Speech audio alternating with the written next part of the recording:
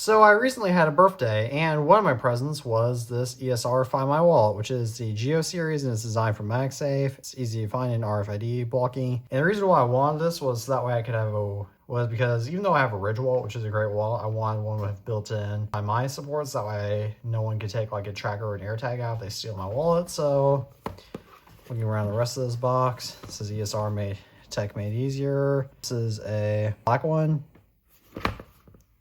I have a blue one, but this one was a gift, so I guess black will work.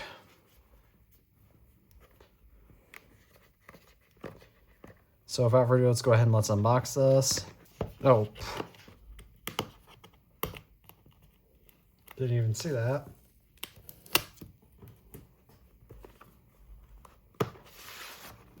Alright, there we go. Comes out like so. So this comes with a quick start guide, a Care Plus video, and the actual wallet itself, which dedicated charging cable included, okay. Oh right, this does come with a dedicated charging cable, very handy to know.